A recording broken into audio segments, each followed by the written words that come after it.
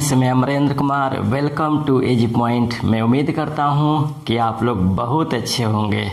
चलिए, आज हमारा जो क्लास है सामाजिक धार्मिक सुधार आंदोलन में रामकृष्ण मिशन है ना। इसके पहले मैंने परमहंस मंडली, प्रार्थना समाज, देव समाज, वेद समाज ये सभी पढ़ा चुका हूँ, ठीक ना। ये मेरा चौथा क्लास है रामकृष्ण मिशन यानी सामाजिक धार्मिक सुधार आंदोलन में, है ना। इसमें दो टॉपिक सबसे महत्वपूर्ण और सबसे विस्तार रूप से पढ़ाऊंगा मैं। रामकृष्ण मिशन और थियोसॉफिकल सोसाइटी, है ना, जो सबसे महत्वपूर्ण है। तो चलिए स्टार्ट करते हैं रामकृष्ण मिशन को। एक बात ध्यान रखिएगा, कटु सत्य है, ये आप लोग को मैं बता देता हूँ। उसके बाद ये स्टार्ट करते हैं क्लास।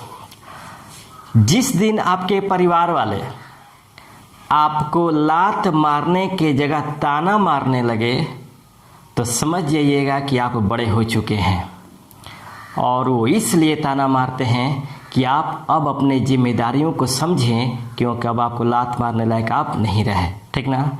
मैं क्या कहा इसको आप सोचिएगा और सोच करके हमें बताइएगा कमेंट्स बॉक्स में, है ना, कि मैं क्यों कहा। मैं ये इसलिए कह रहा हूँ कि आप अब समझिए कि आपको क्या करना चाहिए, ठीक ना। क्योंकि पढ़ाई को कभी भी अगर आप अपने कैरियर को वास्तव में एक उद्देश्य को लेकर चलें कि नहीं हम ये पूरा करना है, तो उसके लिए आपको मेहनत करना ही पड़ेगा।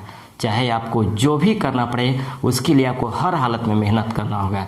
इसलिए मैंने आपको ये बात बताया है, ठीक ना। तो चलिए स्टार्ट करते हैं रामकृष्ण मिशन। अन्यथा बुरा नहीं मानिएगा, ये मैं अपनी बात की बता रहा हूँ और यही कटु सत्य है।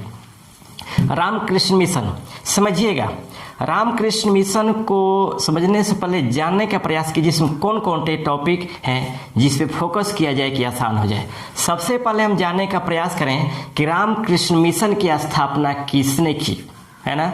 ये तीन बात को ध्यान रखिए, है ना। रामकृष्ण मिशन में तीन बातों को ध्यान रखने पे ये आसानी से कंप्लीट हो जाएगा।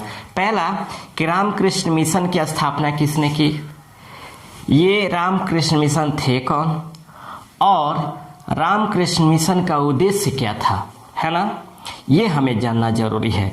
तो सबसे पहले हम जानने का प्रयास करते हैं कि रामकृष्ण मिशन। समझिएगा, रामकृष्ण मिशन की स्थापना 1 मई 1897 को स्वामी विवेकानंद ने की थी। स्वामी विवेकानंद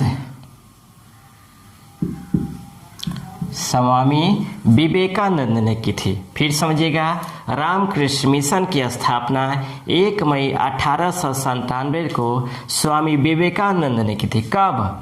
अपने विदेश प्रवास के बाद। अपने विदेश प्रवास के बाद जब भारत आए, है ना, यानी शिकागो से जब ये भारत आए तब इन्होंने 1 मई 1897 को स्वामी विवेकानंद ने रामकृष्ण मिशन की स्थापना की। याद रखिएगा, इसके पहले जितने भी सामाजिक धार्मिक सुधार आंदोलन थे उनका जो मुख्य उद्देश्य था ये था कि समाज या धर्मों में जो भी व्याप्त बुराइयां, कुरीतियां या आडंबर थे, अंधविश्वास थे, उनको समाप्त करने के लिए उन लोगों ने सामाजिक धार्मिक आंदोलन सुधार प्रारंभ किया था। लेकिन रामकृष्ण मिशन ठीक उसके विपरीत था। रामकृष्ण मिशन के तहत स्वामी विवेकानंद ने सामाजिक एवं धार्मिक सुधार के अंदर समाज में व्याप्त कुरीतियों को दूर करने का प्रयास नहीं किया, अंधविश्वासों को दूर करने का प्रयास नहीं किया। इन्होंने एक नया ट्रेंड लागू किया अपने सुधारों में कि समाज में जितने भी दबे हुए, कुचले हुए, न्याय से वंचित हैं उनको सेवा किया जाए, है ना। यानी मानव सेवा सबसे बड़ी सेवा को इन्होंने रखा, यानी मानव सेवा को सर्वोपरि रखा। यानी रामकृष्ण रामकृष्ण मिशन का जो मुख्य उद्देश्य था यह ये था कि समाज में जो अन्याय से जो पीड़ित हैं, जो दबे कुचले हैं, जो अनाथ हैं, उनको सेवा किया जाए, है ना। यानी मानव सेवा ही सबसे बड़ी सेवा को इन्होंने आधार बनाया अपने उद्देश्यों में। अब बात आता है कि आखिर स्वामी विवेकानंद ने रामकृष्ण मिशन की स्थापना किसके नाम पे की? तो समझिएगा, स्वामी विवेकानंद ने रामकृष्ण मिशन की जो स्थापना की थी वह अपने गुरु रामकृष्ण परमहंस के नाम पर की थी। रामकृष्ण परमहंस के नाम पर की थी, है ना। इन्होंने यानी स्वामी विवेकानंद ने अपने गुरु रामकृष्ण परमहंस के नाम पर ही इन्होंने रामकृष्ण मिशन की स्थापना की थी, है ना। अब बात कर लेते हैं कि आखिर रामकृष्ण परमहंस कौन थे। समझिएगा, ये रामकृष्ण परमहंस का जो जन्म हुआ था यह आपको 18 फरवरी 1836 को पश्चिम बंगाल के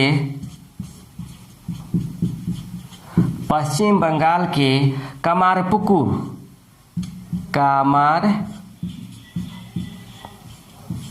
नामक ग्राम में हुआ था।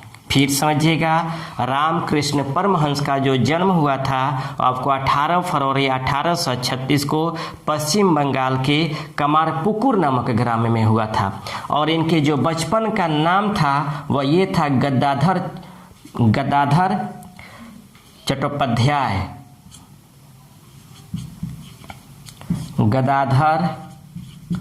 चट्टोपाध्याय। है ना, इनके बचपन का नाम था। यानी रामकृष्ण परमहंस का जो बचपन का नाम था वह गदाधर चट्टोपाध्याय था, है ना। फिर समझिएगा, ये जो गदाधर चट्टोपाध्याय थे ये आपके भारत के सबसे महान संत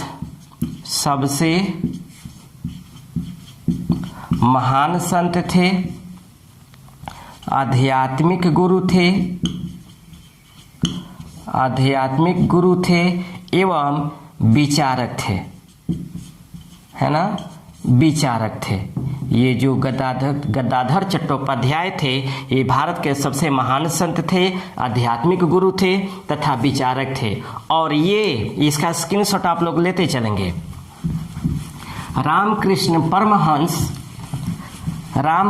परमहंस कलकत्ता के दक्षिणेश्वर में स्थित काली मंदिर के पुजारी थे, है ना। ये कलकत्ता में स्थित दक्षिणेश्वर मंदिर, कलकत्ता के दक्षिणेश्वर में काली मंदिर के पुजारी थे, काली मंदिर के पुजारी थे। और साथ ही याद रखिएगा यह मानव सेवा के सबसे बड़ा पुजारी थे, है ना, मानव सेवा के सबसे बड़ा पुजारी थे। और इन्होंने सभी धर्मों की एकता पर बल दिया था। इन्होंने सभी धर्मों की एकता पर बल दिया था। साथ ही इन्होंने बताया था कि जितने भी धर्म हैं इनका मुख्य उद्देश्य एक ही है कि ईश्वर को प्राप्त करना, है ना। यानी सभी धर्मों का जो मुख्य उद्देश्य है, सभी धर्मों का जो मुख्य उद्देश्य है वो है कि ईश्वर को प्राप्त किया जाए, है ना। ईश्वर की प्राप्ति ही सभी धर्मों का मुख्य उद्देश्य था, चाहे उसके साधन कोई भी हो, है ना। साधन अलग अलग थे, इन सभी धर्मों के साधन अलग अलग थे, लेकिन उद्देश्य एक ही था कि ईश्वर को प्राप्त किया जाए, है ना। ईश्वर को प्राप्त करने की इनकी उद्देश्य था। लेकिन ये आगे चल करके इनमें दैवीय शक्ति के तहत इन्होंने आपको तांत्रिक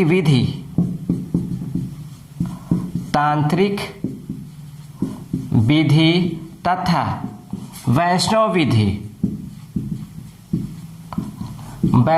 विधि से इन्होंने तांत्रिक विधि तथा वैष्णव विधि से इन्होंने अद्वैत साधना किया था, अद्वैत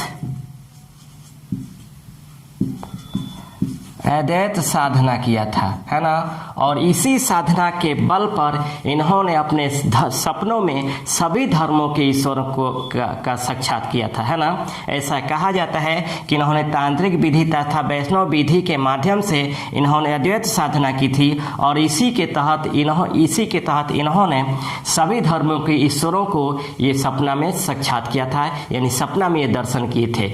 इसलिए रामकृष्ण परमहंस को परमहंस कहा जाता है, रामकृष्ण को परमहंस कहा जाता है ना, परमहंस कहा जाता है, ठीक ना। और अंत में इनकी आपको 16 अगस्त 1886 को, है ना, 16 अगस्त 1886 को 50 वर्ष की उम्र में इनकी मृत्यु हो गई, है ना। 50 वर्ष की उम्र में इनकी मृत्यु हो गई, है ना।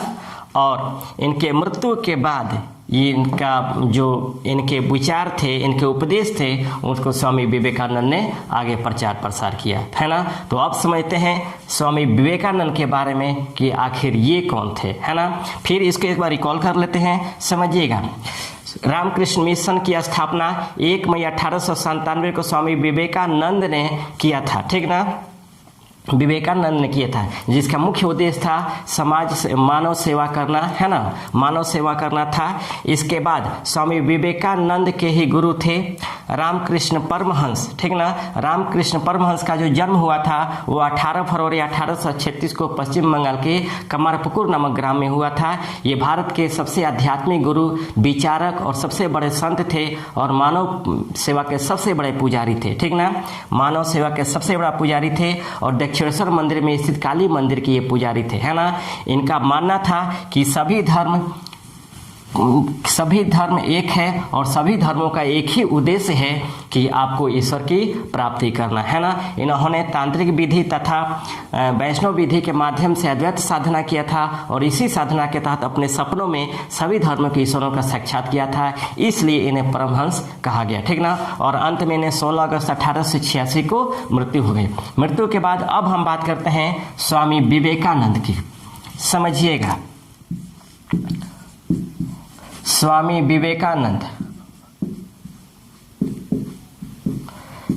विवेकानंद का जो जन्म हुआ था, स्वामी विवेकानंद का जो जन्म हुआ था वो आपको 12 जनवरी 1863 को पश्चिम कलकत्ता में एक कायस्थ परिवार में हुआ था, एक धनाढ्य कायस्थ परिवार में इनका जन्म हुआ था। फिर समझिएगा, 12 जनवरी 1863 को कलकत्ता के एक धनाढ्य कायस्थ परिवार में इनका जन्म हुआ था और इनके बचपन का जो नाम था वह नरेंद्र नाथ दत्त था, नरेंद्र नाथ दत्त था, है ना। इनके जो बचपन का नाम था वह नरेंद्र नाथ दत्त था। ये अपने गुरु के भांति ही इन्होंने भी सभी धर्मों में विश्वास किया था, है ना। स्वामी विवेकानंद ने भी सभी धर्मों में विश्वास किया था, साथ ही सभी धर्मों की एकता पर इन्होंने बल दिया था और मानव सेवा पे इन्होंने सबसे अधिक बल दिया था। स्वामी विवेकानंद भारतीय दर्शन के साथ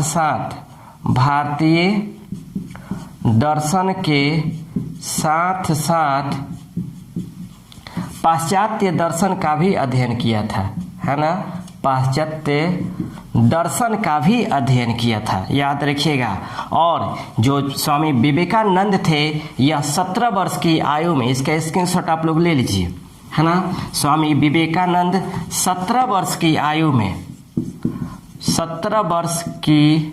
आयु में इन्होंने रामकृष्ण परमहंस से मुलाकात हुई। 17 वर्ष की आयु में, अर्थात आपको 1880 में इनकी जो मुलाकात हुई वो रामकृष्ण परमहंस से, रामकृष्ण परमहंस से मुलाकात हुई, है ना। 17 वर्ष की अवस्था में स्वामी विवेकानंद की जो मुलाकात होती है वह 1880 में रामकृष्ण परमहंस से मुलाकात होती है और यहीं पर स्वामी विवेकानंद इन्हें अपना गुरु बना लेते हैं, है ना, गुरु बना लेते हैं। उसके बाद रामकृष्ण परमहंस से शिक्षा दीक्षा लेने के बाद 25 वर्ष की अवस्था में, है ना, ये कहने का मतलब कि 1888 में यह गृह त्याग करते हैं और गृह त्याग करने के बाद संपूर्ण भारत का भ्रमण करते हैं, संपूर्ण भारत का भ्रमण करते हैं। कहने का मतलब है कि रामकृष्ण परमहंस जी जब इन्होंने ज्ञान की प्राप्ति कर ली तो ज्ञान प्राप्ति के बाद इन्होंने 25 वर्ष की अवस्था में 1888 में यह संपूर्ण भारत के भ्रमण पर निकल पड़े, है ना। और संपूर्ण भारत के भ्रमण पर निकलने के बाद यानी 3 वर्षों तक भ्रमण करते हुए 1891 में यह राजस्थान के खेतड़ी पहुँचे, राजस्थान के खेतड़ी में पहुँचे, है ना, खेतड़ी में पहुँचे, जहाँ इनकी जो मुलाकात होती है वह खेतड़ी के राजा से होती है ना। खेतड़ी के राजा को जो नाम था वह महाराजा कुंवर अजीत राज सिंह,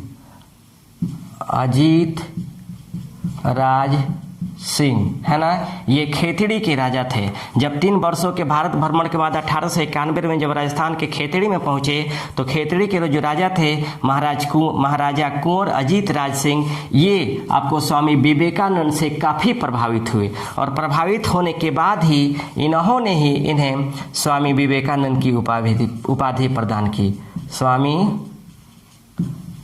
विवेकानंद की उपाधि प्रदान की, स्वामी विवेकानंद की उपाधि प्रदान की। अगर क्वेश्चन आ जाए कि नरेंद्रनाथ दत्त को स्वामी विवेकानंद की उपाधि किसने प्रदान की थी तो खेतड़ी के राजा ने किया था। उस खेतड़ी के राजा का क्या नाम था तो नाम था महाराजा कुंवर अजीत राज सिंह नाम था, है ना।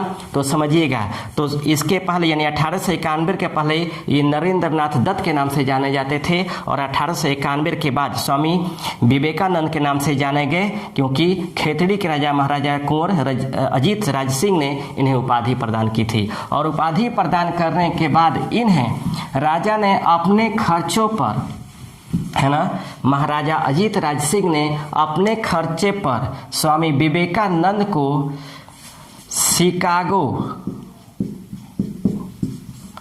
शिकागो में भेजे, है ना, जहाँ पे विश्व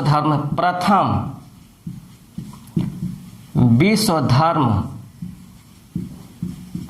सम्मेलन का आयोजन हो रहा था, है ना, विश्व धर्म सम्मेलन का आयोजन हो रहा था। राजा जो थे, राजा ने स्वामी विवेकानंद को शिकागो में प्रथम विश्व धर्म सम्मेलन में भेजा। कब? 1893 में, है ना। राजा ने अपने खर्चों पर स्वामी विवेकानंद को शिकागो में स्थित प्रथम विश्व धर्म सम्मेलन में 1893 में भेजा था। स्वामी जो विवेकानंद थे यह भारत का सनातन धर्म का प्रतिनिधि के रूप में भाग लिए थे, है ना। यह भारत से सनातन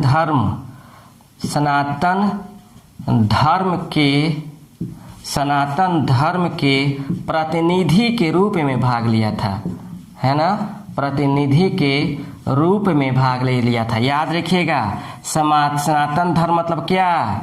हिंदू धर्म, है ना। सनातन धर्म का मतलब हिंदू धर्म, यानी भारत से ये सनातन धर्म के प्रतिनिधि के रूप में स्वामी विवेकानंद शिकागो के प्रथम विश्व धर्म सम्मेलन में भाग लिया था। और स्वामी विवेकानंद जापान रसिया होते हुए ये आपको शिकागो पहुँचे, है ना। जापान रसिया होते हुए शिकागो पहुँचे कब? 1893 में। और 1893 में इन्होंने आपको 19 सितंबर 1893 को हिंदू धर्म सम्मेलन का आयोजन किया गया था ना।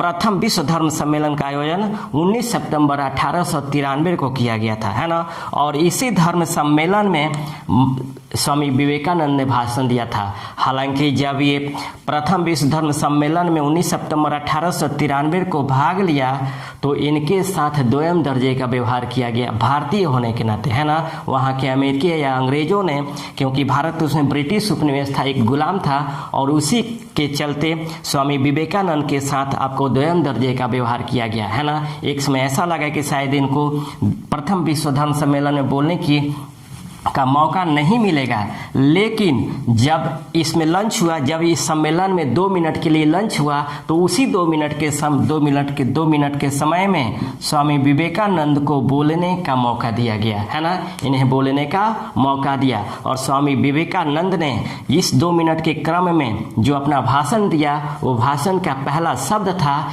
कि मेरे प्यारे अमेरिकी भाइयों एवं बहनों, है ना, my dears American brother and sisters. जब इन्होंने इस उद्बोधन से, इस संबोधन से, मतलब इस वाक्य से जब संबोधन किया तो पूरा जो सम्मेलन था, सम्मेलन में बैठे जितने भी लोग थे वो ताली के गड़गड़ाहट से इनका सम्मान करने लगे, ठीक ना। और सम्मान करने के बाद इन्होंने 2 मिनट की जो बाउंडेशन थी, शायद 2 मिनट की बाउंडेशन टूट गई और घंटों तक इन्होंने अपना प्रवचन देते रहे। और इसी प्रवचन में, अपने प्रवचन के क्रम में एक बात इन्होंने कही थी कि नदी की सारी जो जलधाराएं हैं, ये सारी जलधाराएं अपना जल लेकर के समुद्र में गिराती है। जिस प्रकार नदी की सारी जलधाराएं अपना जल लेकर समुद्र में गिराती हैं, उसी तरह मनुष्य को ये विश्व के जितने भी धर्म हैं, ये सभी धर्म ईश्वर को प्राप्ति करने के मार्ग हैं। फिर समझिएगा, इन्होंने कहा था इस सम्मेलन में कि जिस प्रकार नदी की सारी जलधाराएं हैं ये अपने जल लेकर के सागर में गिराती हैं, उसी तरह मनुष्य को ये संसार में जितने भी धर्म हैं, ये सभी धर्म ईश्वर तक पहुंचाने का मार्ग है ना। ये जो धर्म है वह ईश्वर तक पहुंचाने के एक मार्ग हैं। यह इन्होंने किया था। उसके बाद इन्होंने 1893 से लेकर 1896 तक, यानी 3 वर्षों तक इन्होंने अमेरिका में रहे, है ना। और 3 वर्षों के क्रम में इन्हें संपूर्ण अमेरिका का दौरा किया, संपूर्ण अमेरिका का भ्रमण किया, संपूर्ण अमेरिका का भ्रमण किया, है ना। और भ्रमण के दौरान ही इन्होंने 1896 में न्यूयॉर्क में वेदांत सोसाइटी की स्थापना की थी। याद रखिएगा, ये क्वेश्चन पूछा जाता है ना। वेदांत सोसाइटी की स्थापना की और 1896 में ही कैलिफोर्निया में इन्होंने शांति आश्रम की स्थापना की थी, है ना। शांति आश्रम की स्थापना की थी। फिर समझिएगा, 1893 से 1896 3 वर्षों तक इन्होंने अमेरिका में रहा और संपूर्ण अमेरिका का भ्रमण किया। और इसी भ्रमण के दौरान 1896 में इन्होंने न्यूयॉर्क में वेदांत सोसाइटी की स्थापना की और 1896 में कैलिफोर्निया में शांति आश्रम की स्थापना की। और इसके बाद यह पुनः भारत लौटे, है ना। जब ये भारत लौटे तो भारत इन्होंने ब्रिटेन फ्रांस होते हुए यह भारत लौटे थे। कब? 1897 में। समझिएगा, है ना, 1897 में, यानी 1893 से लेकर 1897 तक, है ना, 4 वर्षों तक इन्होंने विदेश का भ्रमण किया था। और 1897 में यह भारत लौटे और भारत लौटने के बाद 1 मई 1897 को इन्होंने अपने गुरु की याद में रामकृष्ण मिशन की स्थापना की, है ना। इन्होंने अपने गुरु की याद में रामकृष्ण मिशन की स्थापना की। समझिएगा, फिर इन्होंने 1897 में 1896 से यह में रिटर्न हुए और 1897 में ब्रिटेन फ्रांस होते हुए भारत लौटे और लौटने के बाद 1 मई 1897 को अपने गुरु की याद में इन्होंने रामकृष्ण मिशन की स्थापना की। कहाँ पे? बारानगर में, है ना, कलकत्ता के बारानगर में इन्होंने स्थापना की, जो आगे चल करके बेलूर में इसको इसका मुख्यालय बना दिया गया है ना, बेलूर में इसका मुख्यालय बना दिया गया, समझिएगा, बेलूर में इसका मुख्यालय बना दिया गया। उसके बाद रामकृष्ण मिशन का जो दूसरा मुख्यालय बनाया गया वह उत्तराखंड में स्थित आपको उत्तराखंड में स्थित मायावती नगर में है ना, उत्तराखंड के अल्मोड़ा जिले में स्थित, उत्तराखंड के अल्मोड़ा जिले में स्थित मायावती नगर में स्थापित किया गया था, समझिएगा। तो रामकृष्ण मिशन का जो पहला मुख्यालय था बेलूर में था, स्थापना किया गया था बारानगर में, लेकिन इसे ट्रांसफर करके कर दिया गया बेलूर में, है ना। ये पहला मुख्यालय था और दूसरा मुख्यालय जो स्थापित किया गया वह उत्तराखंड के अल्मोड़ा जिले में मायावती नगर में स्थापित किया गया। उसके बाद स्वामी विवेकानंद पुनः द्वितीय विश्व धर्म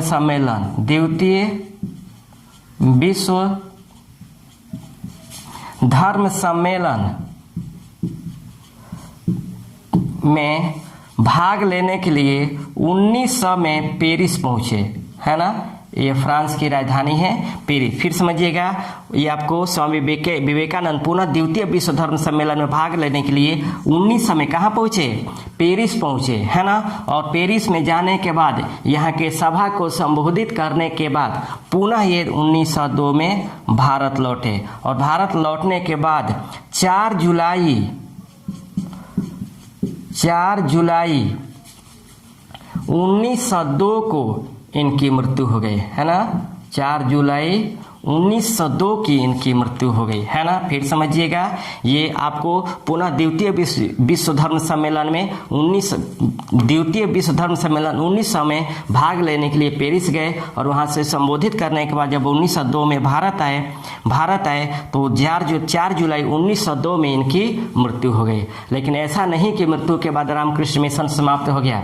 रामकृष्ण मिशन जो अन्य धर्मों के अलावा अलग अपना उद्देश्य रखा था, उस उद्देश्यों में ये आज भी अपना तत्पर है। आज भी हमें देखने को मिल जाता है कि कहीं भी गरीब लोगों को, न्याय से वंचित लोगों को, है ना, पीड़ित लोगों को सेवा भाव जो रखता है वह रामकृष्ण मिशन ही रखता है, ठीक ना। और ये आज भी अन्याय पीड़ित लोगों को, अनाथों को यह सेवा करता है, क्योंकि इनका मुख्य उद्देश्य ही था आपको मानव सेवा करना, ठीक ना। इनका मुख्य उद्देश्य ही था आपको मानव सेवा करना। तो ये हमारा रामकृष्ण मिशन था। अब हम चलते हैं दूसरा नंबर, थियोसॉफिकल सोसाइटी, है ना। दूसरा नंबर है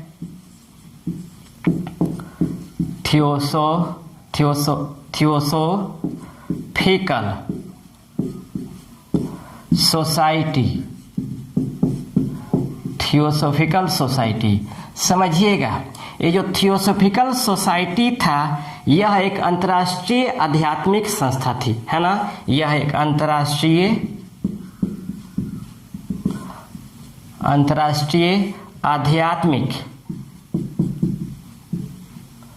आध्यात्मिक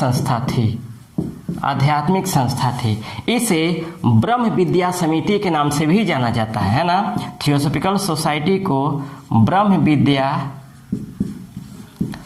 समिति के नाम से भी जाना जाता है ना। थियोसॉफिकल सोसाइटी को ब्रह्म विद्या समिति के नाम से भी जाना जाता है। इसकी जो स्थापना किया था वह आपको मैडम हेलेना ब्लावटस्की एवं कर्नल हेनरी स्टील अलकाट ने आपको 17 नवंबर 1875 को न्यूयॉर्क में किया था। न्यूयॉर्क कहाँ पे है? अमेरिका में स्थित है। फिर समझिएगा, है ना। थियोसॉफिकल सोसाइटी की स्थापना मैडम हेलेना ब्लावटस्की एवं कर्नल हेनरी स्टील अल्काट ने 17 नवंबर 1875 को किया था, ठीक ना। कहाँ पे किया था? अमेरिका के न्यूयॉर्क में। याद रखिएगा, जो ये ब्लावटस्की थी यह रूस की थी, है ना, और जो अल्काट थे यह अमेरिका के थे, है ना, ये समझिएगा, है ना। जो मैडम ब्लावटस्की थी यह रूस की रहने वाली थी और कर्नल हेनरी स्टील अल्काट थे ये आपको अमेरिका के रहने वाले थे, है ना। इसके स्क्रीनशॉट आप लोग लेते जाएंगे। अब आगे हम लेकर चलते हैं, ठीक ना। देखिएगा, थियोसॉफिकल सोसाइटी का जो उद्देश्य था, थियोसॉफिकल सोसाइटी का उद्देश्य था वह यह था कि ऐसे मानव समाज का निर्माण करना, ऐसे मानव समाज का निर्माण करना, ऐसे मानव समाज का निर्माण करना है जिसमें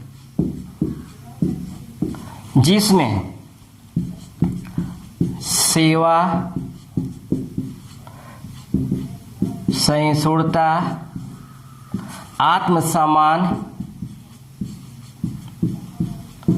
आत्मसम्मान एवं समत्व भाव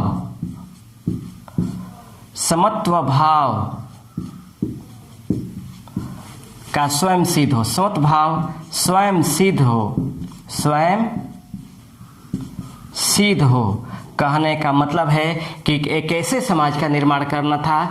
थियोसॉफिकल सोसाइटी का जो उद्देश्य था, एक ऐसे सोसाइटी का, एक ऐसे समाज का निर्माण करना था जिसमें सेवा करने की भावना हो, उनमें सहिष्णुता हो, उनका आत्मसम्मान हो, वह स्वयं निर्भर हो और उस पर किसी पे निर्भरता की कोई ज़रूरत नहीं थी। तो ये थियोसॉफिकल सोसाइटी का मुख्य उद्देश्य था, ठीक ना। अब हम बात करते हैं 1879 में, 1879 में थियोसॉफिकल सोसाइटी का जो अंतर्राष्ट्रीय मुख्यालय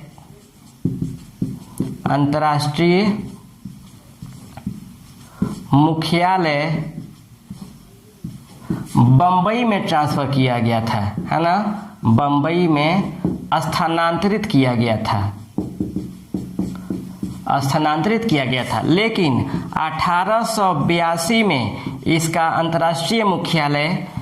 अंतर्राष्ट्रीय मुख्यालय मद्रास के अडयार में स्थापित किया गया, है ना, मद्रास के अडयार में स्थापित किया गया। फिर समझिएगा, 1879 में थियोसॉफिकल सोसाइटी का जो अंतर्राष्ट्रीय मुख्यालय को ट्रांसफ़र किया गया था वह बम्बई में किया गया था, लेकिन इसका अंतर्राष्ट्रीय मुख्यालय की जो स्थापना हुई वो आपको 1882 में मद्रास के अडयार में स्थापित हुई थी। अगर क्वेश्चन आ जाए कि थियोसॉफिकल सोसाइटी का अंतर्राष्ट्रीय मुख्यालय कहाँ स्थापित किया गया था, तो मद्रास के अडयार में स्थापित किया गया था। कब? 1882 में, है ना। और श्रीमती एनी बेसेंट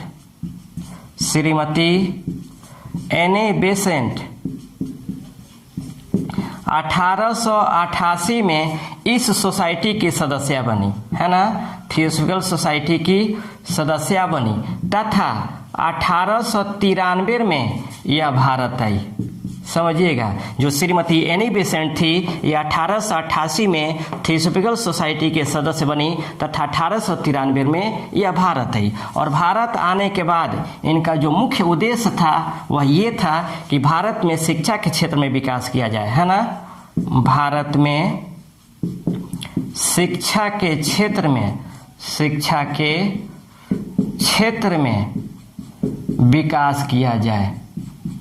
विकास किया जाए। और इसी को लेकर के, भारत में शिक्षा के क्षेत्र में विकास को लेकर के 1898 में इन्होंने सेंट्रल हिंदू कॉलेज की स्थापना की, है ना, सेंट्रल हिंदू कॉलेज की स्थापना